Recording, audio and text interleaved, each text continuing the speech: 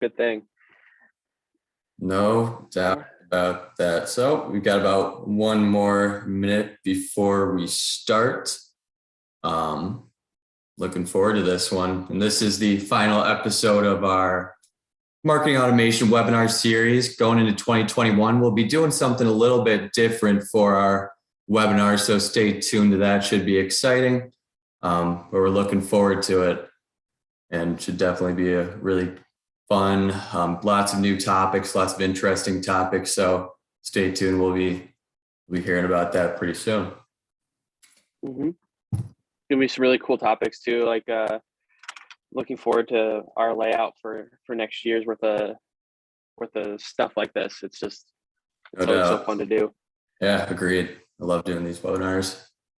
All right. So my computer says 1 o'clock, so we will get started. If anyone trickles in afterwards, well, they'll be a bit behind, but we'll get them up to speed quick.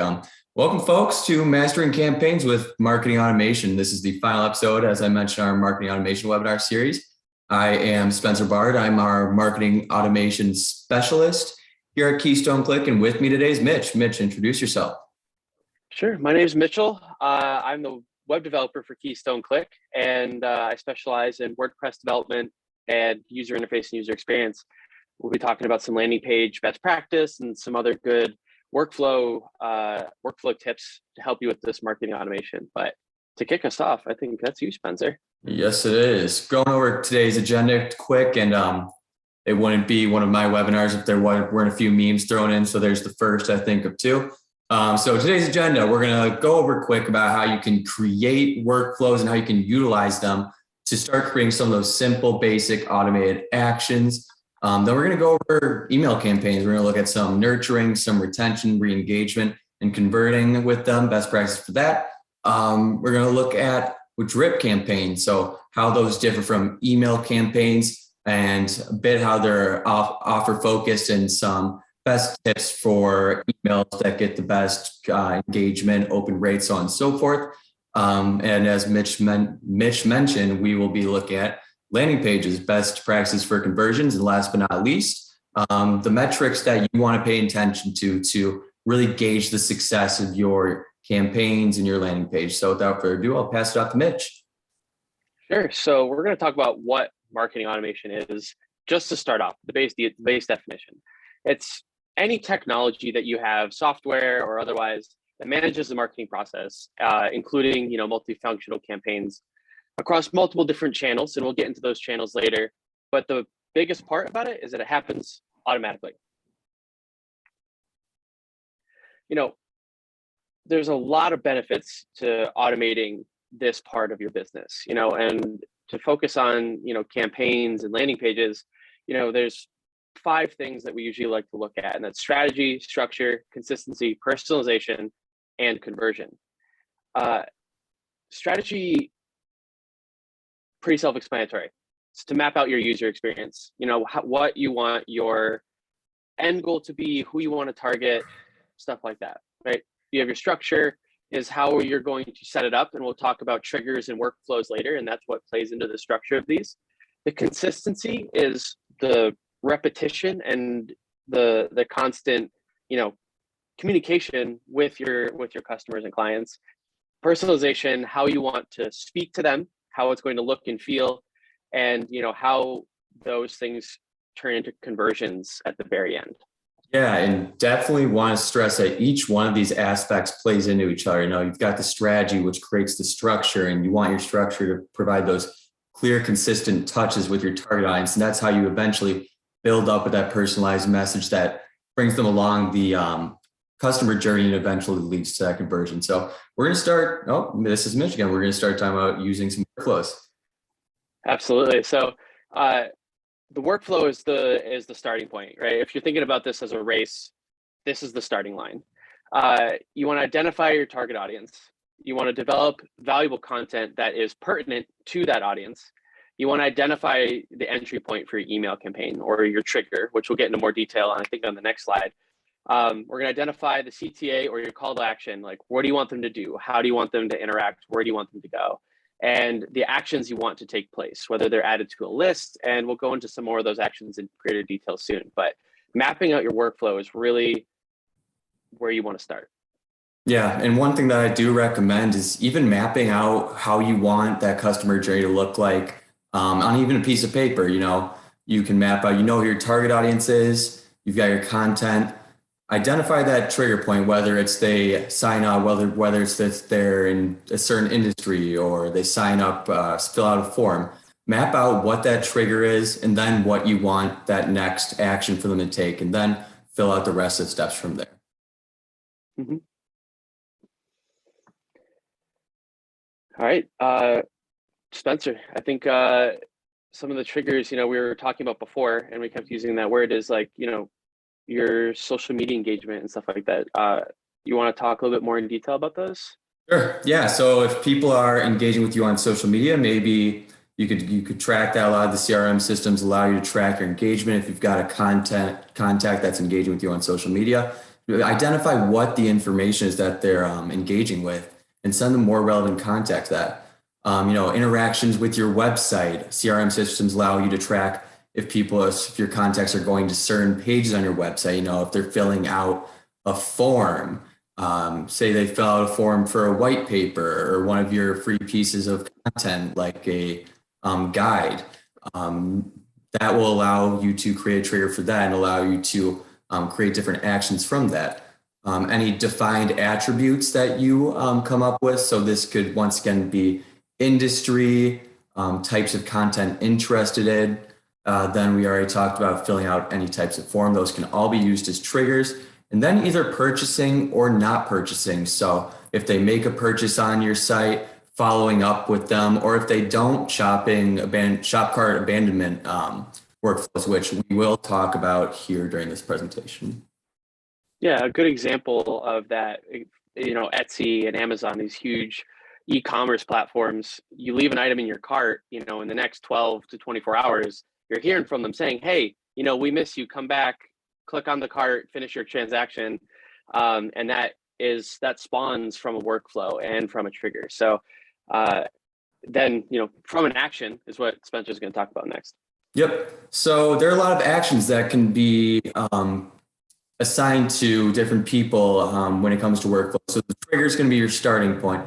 And then you're going to be, first, typically is going to be send an email. That's a good action. That's what most simple workflows, if you're starting out with marketing automation, after a trigger, just simple email campaign. But another thing that you can do is to really give that personal feel, you can notify someone. So in this case, our example on the right, when someone fills out our form to get our Guide to Profits workbook or white paper, it will notify myself and a few other members of our team just to let us know that someone did download it or sign up to download it. So one, that next action to send them the guide can happen. And two, it can create a task for us to really make sure we're following up, to ask them what they liked, if they enjoyed the content, what other content they enjoyed, just so we can continue to provide them with that valuable content and really get to know them and give that personal touch and feel. Another thing you can do is change someone's status or update their information. If someone fills out a form, you could make them a lead or add them to your sales funnel.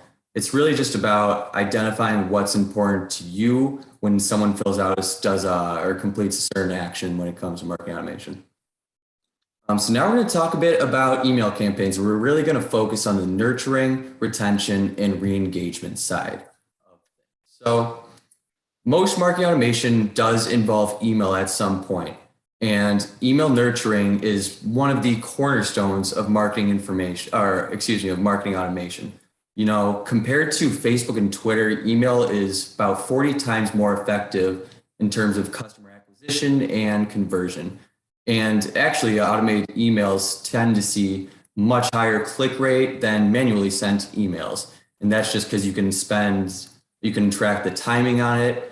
It's right after the action is taken, just so you really can act on the action that the customer or lead contact takes at that certain amount of time. So by sending people the right information at the right time, you can spread that brand awareness. Someone's engaging with you, can stay in front of them more effectively. You can segment customer lists. If you collect the perfect information, you might know what industry you are. Therefore, you can add them to industry-specific lists. Or if they prefer a type of content, send them more content that is in relation to that. And last but not least, move leads down the sales funnel. That's the goal in the end for any content that you're pushing out. You want to be value focused, send them information or content that they'll enjoy consuming, so that they take the steps from being awareness to engaging, so on and so forth. And the key to everything is providing that relevant content to what their goals are, what their business is, so that they can, sorry, I lost my train of thought, but providing them with the relevant content so that they're constantly aware of you and that they know that your information is valuable. And then the calls to action to take that next step at every step of the customer journey. So next, we're going to look at some retention. So from the first moment a customer signs on with you, it's important to be attentive. Essentially, we use this analogy. It's like a new customer is like a date. You've made enough of an impression to get their contact information, and now you have to set up that first date to get the person interested. So what onboarding and welcome campaigns do is it allows you to provide customers with helpful and relevant content right from the start, guaranteed that increased customer satisfaction and minimizing buyer's remorse. So this will kind of be like sending them a welcome, saying thank you for signing up. It really helps improve that customer relationship with the person who just purchased or signed on. So an interesting stat is that 3/4 of people expect to receive a welcome email when they do sign up for your list. Let's say they subscribe to your newsletter. So adding something like that just adds that personal touch to show that you really do care when people are willing to give you their contact information, that they do value your content. So examples, emails in like workflow like this would be welcome. First off, welcome. Thank you for giving us your information. We appreciate it. Welcome. Then complete your profile. Let's say, something like LinkedIn, or you need more information from them. Ask them to send over some information that might be helpful. What industry are they in? What content do they enjoy consuming? Then based on what they say, read a helpful blog based on the information that they signed on for, or a guide or a tip. Really just that value add so you can show that they're top of mind. Next from there would be log into an account, make a purchase, or participate in a forum. And those are just options. I would focus on just providing that valuable content, blogs, guides, tips, anything you can do to show that you're the expert in the field and that you're providing helpful information to them is going to help them along that journey. Yeah, and to chime in on that, when you send that initial email or you're in those communications, your workflows can have actions and triggers set up to pay attention to certain things that other information they gave you. Maybe in your form, you ask what industry they're in, and based off of that industry, you can send them that content that's directly fed towards or geared towards those types of industries. 100%. So now we're going to be looking at some re-engagement, another way email campaigns can use. So shopping cart abandonment. If you have an e-commerce website, people abandon their shopping carts for a lot of reasons, which a lot of times it's difficult to control. And these abandonment campaigns, will allow you to immediately follow up with any customers who put something in their cart but didn't follow through on the purchase. And it's shown that it's effective to, one, send that first email almost not immediately, but pretty close to when the shopping cart was abandoned, just so it's top of mind. And then the second email, 24 hours. Just those two quick touch points lead to almost a 20% increase in conversion rate. And another best practice would be have that trigger for when someone abandons their shopping cart, know the product, and offer a discount, give a discount code in that. That would be another thing to increase that conversion rate. Cross and upsell emails really take the advantage of the customers that are much more likely to convert. So someone you've already converted with. So emails that are part of the transaction, confirmations, receipts, deliveries, and thank yous are all an opportunity to upsell different products that might be beneficial to your clients. Another great way to re-engage is with previous customers, life events. If they've been in business for a certain amount of time, or they've been a customer of yours for a year. These just focus on building that loyalty with your already established customers so that they're more likely to build that relationship and feel like they're part of your team. Really the key to success is being personal, write conversationally, write like they're a friend of yours, be friendly, offer advice. That's your best practices. Those are your tips. Those are your guides. Those are your helpful information, content. And then the timing is important, as mentioned before in the example for the cart abandonment email conversion rate, but also just in any campaign, knowing the timing, how often you should be following up with is crucial when it comes to these. And it really just depends on your target audience, which is why it's just constantly testing to see what works best, which we'll get into a bit. But now we're going to check out drip campaigns. And what I'd like to think of drip campaigns is a little more dependent on the user actions and a little bit more offer focused. So I like to think of drips as being specifically for an offer, but can be influenced by the actions that the client or contact themselves take. So what is a drip campaign?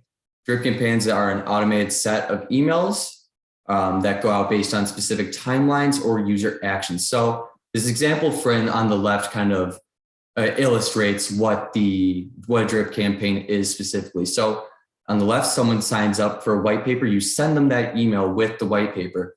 Do they open it? Yes, no.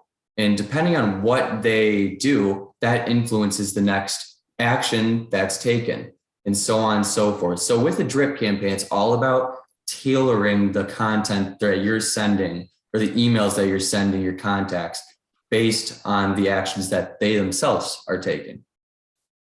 So what are some benefits of drip campaigns? So one, drip campaigns can lure in prospects, educate leads, reward customers, all within the same email campaign.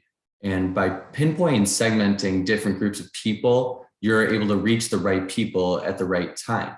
So typically, these drip campaigns are going to improve your revenue. They're going to be more likely to produce more revenue because you're sending them more content that's relevant to them. It's offer focused. And also that increased engagement. If you're reaching out more, if you're having those consistent touch points with your audience, you're going to have higher open rate, higher click-through rate, an increase in customer satisfaction because you're providing them with that valuable content that they want to consume. And with that, you're keeping that continuous conversation going, and you're staying top of mind.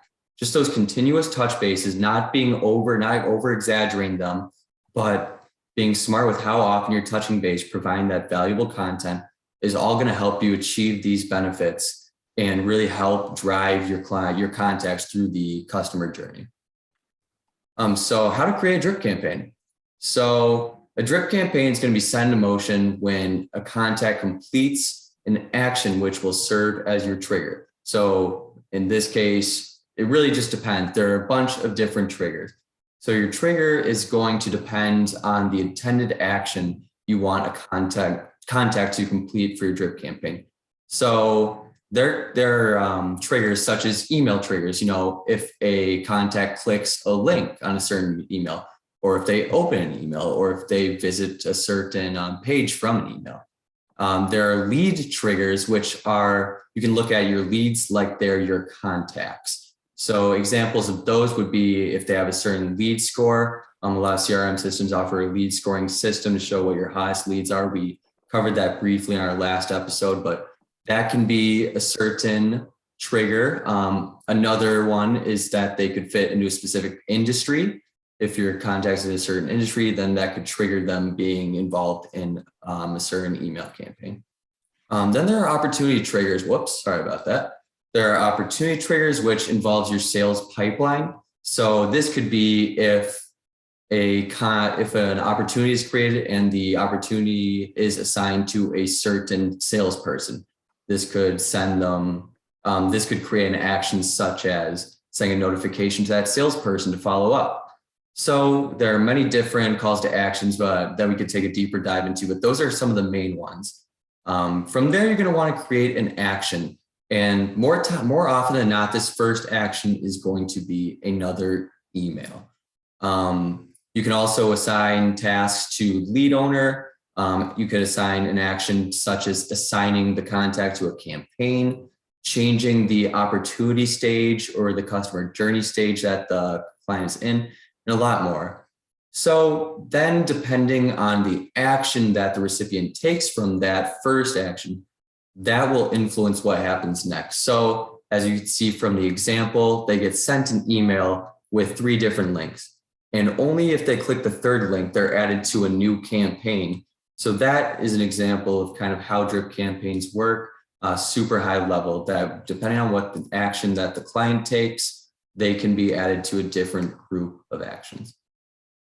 Something to add in, Yeah. these workflows and campaigns and everything we're talking about, they can be as complex or as simple as you need them to be. Like a viable workflow could have one trigger and one result, right? Or you could have this huge web of complexity, but it's very specific on how your users make it through that chain. So, we're about to talk about our example, but it's also about keeping up to date and really focusing on what the end goal is. Yeah, and I'm glad you said that, Mitch. I think that when you're starting off with workflows, email campaigns, and your marketing automation tool, start off simple. Have it be if someone fills out a form to get a free piece of content, then schedule a few actions, like send them your favorite tips from that guide that they were sent and ask them if they have what their thoughts are, and if they want to hop on a quick call to discuss if they want to take next steps, or if they want to learn more, and that you'd be happy to reach out and help. The simple start off is better. And the worst thing that happens with marketing automation is you overcomplicate things. So keep it simple and just really get the hang of it before you move on to more triggers, more actions. So I'm glad you said that, Mitch. But our example, this isn't an active workflow, but this is just an example we made for the sake of the webinar, just to kind of show what a drip campaign could look like from our CRM system, which is SharpSpring. So the first trigger is that our lead scoring system, if a lead has the lead score of 50 or more, they will be added to this campaign. So the first action is that they'll be sent an email. And this could be any email, could be in regards to an offer. So the next step, if they don't open the email, then they'll be sent a different email. But if they do open the email, that is the next trigger. So if they do open that first email, they'll be sent a different email. So it just shows that a quick example of how any action can influence, any action from the contact can influence a different action that is sent back to them. So what do you use drip campaigns for? So promoting offerings, straightforward. These can be your guides. These can be any workshops. Any offerings that you have can be used in a drip campaign. Targeted campaigns, if you have a specific piece of content for a specific industry, you can have your trigger be if they're in this specific contact list, and that could be your contact list of, let's say, manufacturing clients. Then that campaign can be run specifically through that. Then shopping cart abandonments campaigns, which we've covered a bit before. If they purchase or not, if they do wind up making a purchase, then you kind of work them into that welcome campaign. So that kind of explains how that works from that. And then assigning tasks. And this isn't necessarily in relation to what your contact's actions take based on what you're sending them. But let's say someone does fill out a form or does fill out a piece of does fill out a form for a piece of content. You send that content, and afterwards you assign a task for one of your people on your team to follow up, shoot a personal email, see if they liked it. Just adding that personal touch, even with automation, is something that is crucial to do, and it's important not to lose out on that.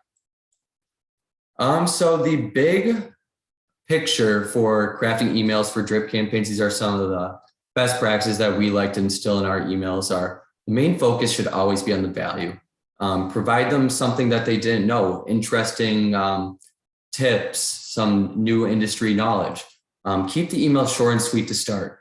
Big blocks of text can be intimidating and can decrease the chance that people are going to read through it. So if you're going to have a lot of text, try blocking it out with bullet points, larger text, things like that, just to catch the eye rather than large, intimidating blocks of text. We're going to stress this a bit, but try not to go too hard on your industry jargon. Normally when writing emails, best practice to act like you're talking to a prospective client, and use the language you would use while talking to them versus overcomplicating it, which can decrease the chances of that conversion. Also avoid large media items that can decrease the load time of your emails and give a higher likelihood that you might have a chance of being marked as spam. You need to have a compelling subject line. So this is what's going to grab your reader's attention. And this is probably the most important thing when it comes to your email, because if people if their attention isn't grabbed by the subject line, they're not even going to open the email and they won't see the valuable content within that email. So when it comes to subject lines, it either has to connect with your clients on either an emotional or an intellectual level. And there are a lot of good headline analyzer tools. I would recommend Googling headline analyzer before your next email that you send out, and just play around with it. See if you can give it a high score on the emotional side or the intelligence side. Create urgency and be personal. First off, be personal. That kind of goes back into the talking like you would to a prospective client. Then create urgency. Create urgency with your headline, create urgency, say maybe that there's only a certain amount of time if you're going for that conversion. And then in terms of your call to action, it needs to be clear and obvious what the next step they will take when they click that call to action will be. If they're going to a blog, read our blog. If they're signing up for a white paper or guide, click here for your free guide. And last but not least, a best practice we have been recently using in our emails is called a PS statement. So what a PS statement is, it comes after the signature line of your email at the very bottom. And what it is it's 3 or 4 bullets with different small opt-ins or information for your client, for your contacts. So in our case, typically it's a chance to download one of our white books. Sometimes it'll be follow us on our social media channels.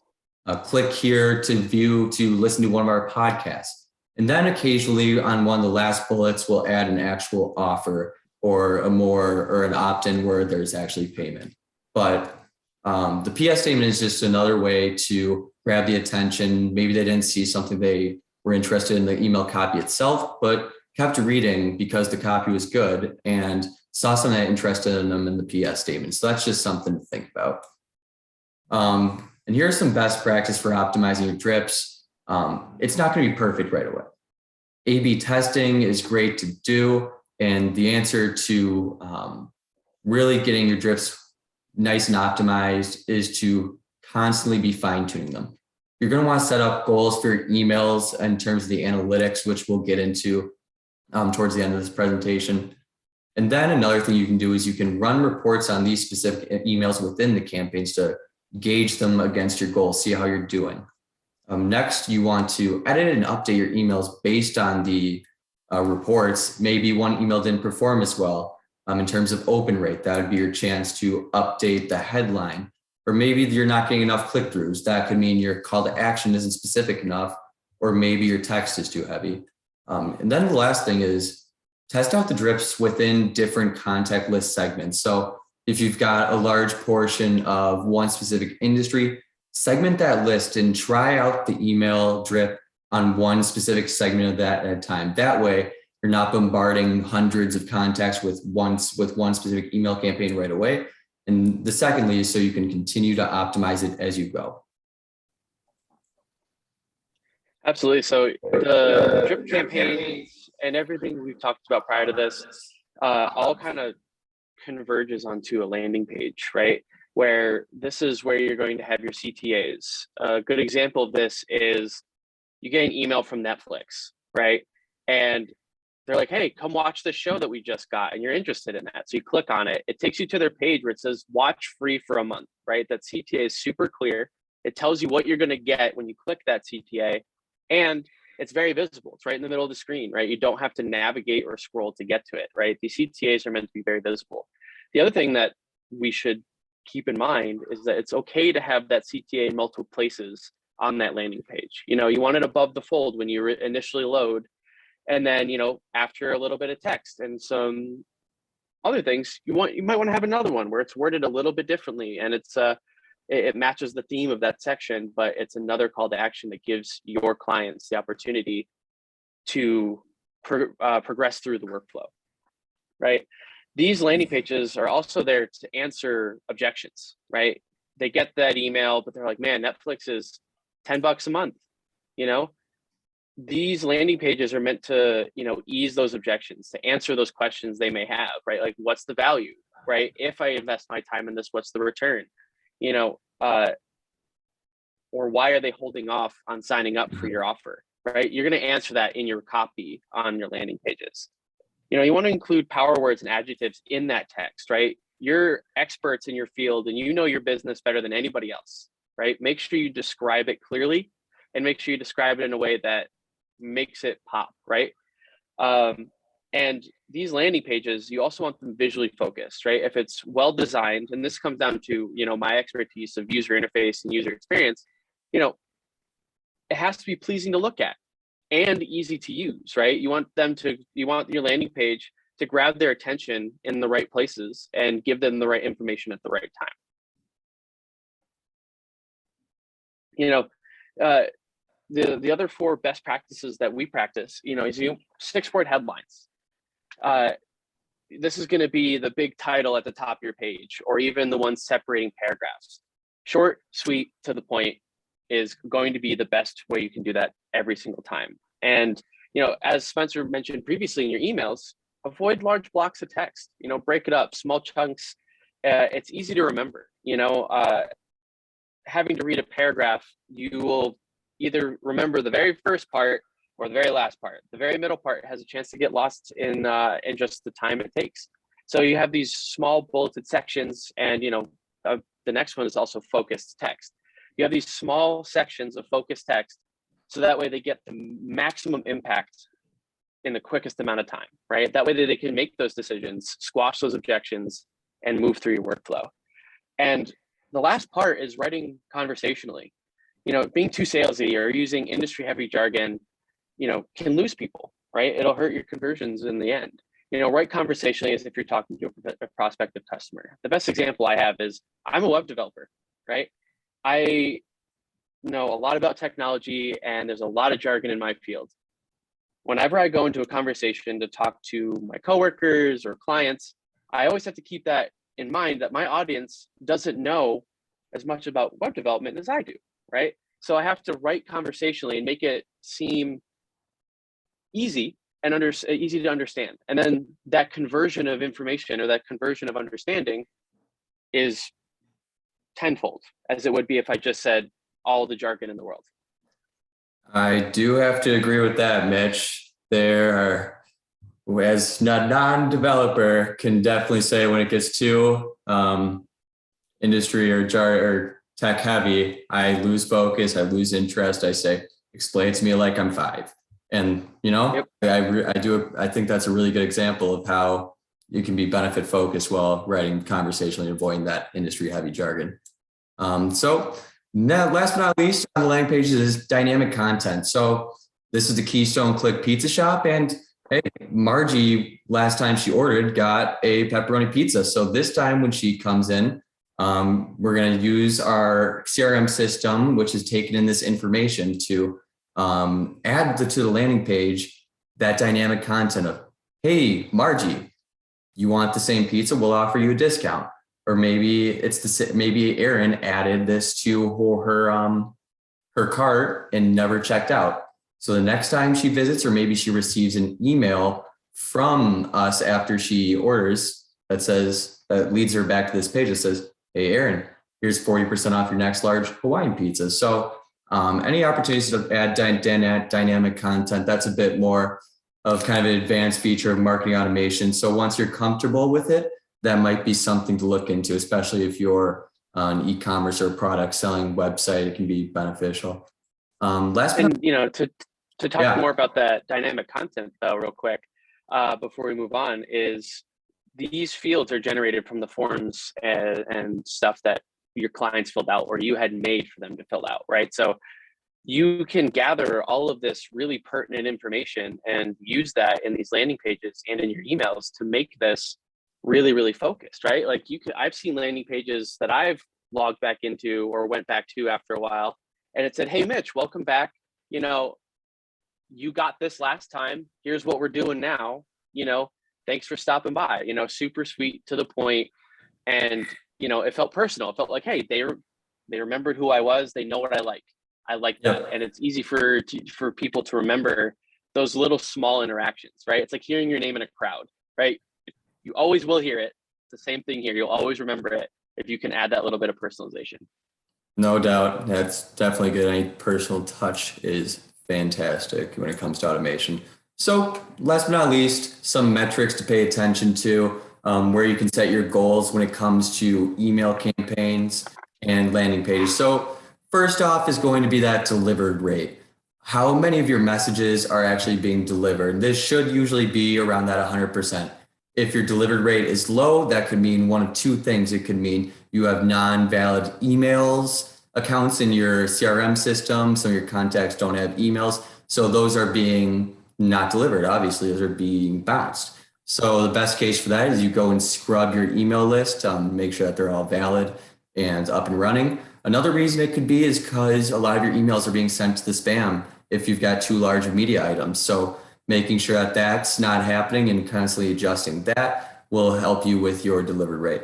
Next is the open rate. And what you want for open rate is anywhere between 20 to 30% is usually good. Anywhere above 30% is fantastic. So for the open rate, this is determined on one thing and one thing only, or two things, I should say. It's either they know who you are or it's on your subject line. So if you're not getting the open rate you want, play around with the subject line, see if you can make it more intriguing, something to grab the attention of your audience. Next, looking at is the click rate. And you want your click rate to be anywhere between 3 and 5% realistically. And the click rate is going to be determined by how obvious your call to action is. And it's going to be determined by how your content is structured within the email. Always start that email with the value add, not too text heavy, writing conversationally, as we mentioned before, and the clear call to action at the end. Click here to read our blog, so on and so forth. Just make that call to action very specific, and you should see increases in that click rate. Next is unsubscribes, and this is not what you want. If some people are unsubscribing, it could mean that you're reaching out too many times, that you've had too many touch bases in a certain amount of time, and they're sick of hearing listening to you.